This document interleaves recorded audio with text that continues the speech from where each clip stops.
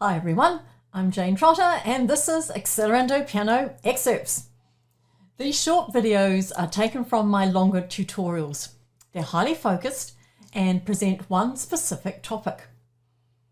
While you won't necessarily get all the context you would from viewing the original tutorial, these are perfect if you're just after the simple, straightforward facts and how-to.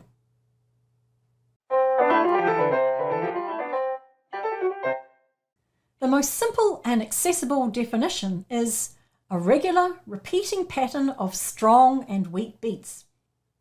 And if we count the number of beats in the pattern which is being repeated, we get this. Just so you can really feel these patterns and hopefully hear the difference between them, I'm going to play some short excerpts from famous classical tunes and count out loud as I go.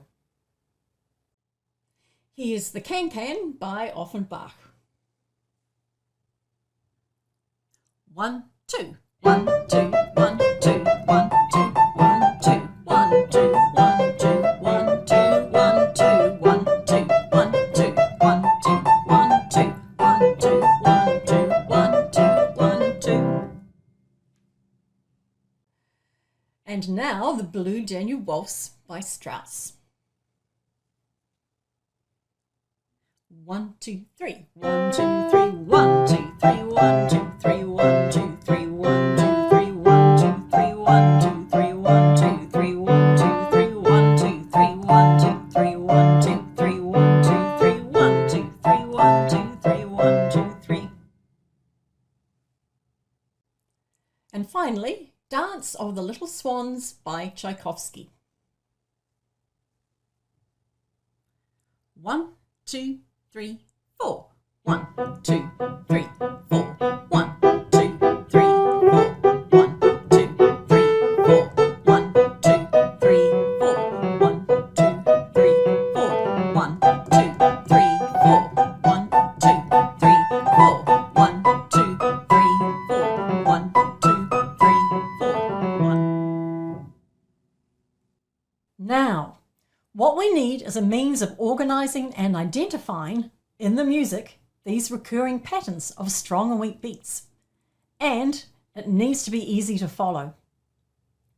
So let's take our strong, weak, weak.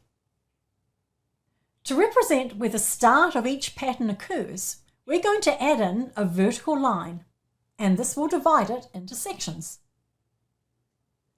Let's replace my strong, weak, weak words with crotchet beats, and we'll keep in the lines.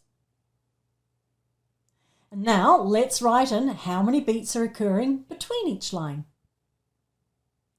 We can see that we've got a recurring 3-beat pattern, and very importantly, that the strong beat is always coming on beat 1. Okay, let's get a bit of musical terminology going here. The vertical dividing lines, which I've coloured red, are called bar lines. And the units or sections between each bar line are called bars or measures. All right, here we come to the time signature, huzzah, which encapsulates all of this information. The time signature appears at the beginning of a piece and tells you how many beats there are in a bar. It consists of 2 numbers.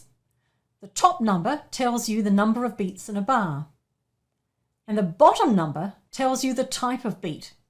In other words, what note value receives 1 beat. So, in our example, the 3 lets you know there are 3 beats in each bar, and the 4 tells you that the type of beat is a crotchet beat, or a quarter note. Sometimes I'm asked if the first beat of every bar should be slightly accented, even if it's not indicated in the music, or whether the strong beat is just something resulting from the composer's choice of notes.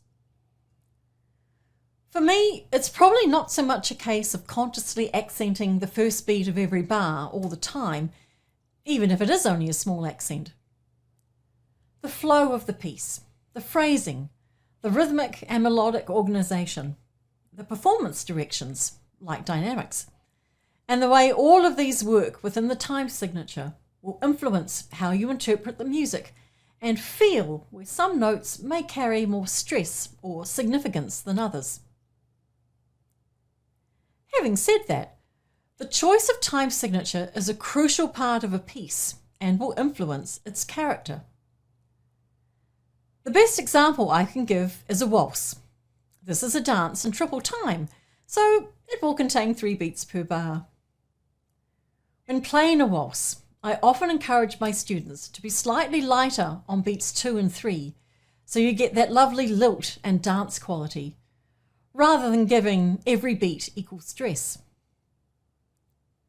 You could also think of a march, which is most likely to have 2 or 4 beats in a bar, an even number, so you can literally march to it.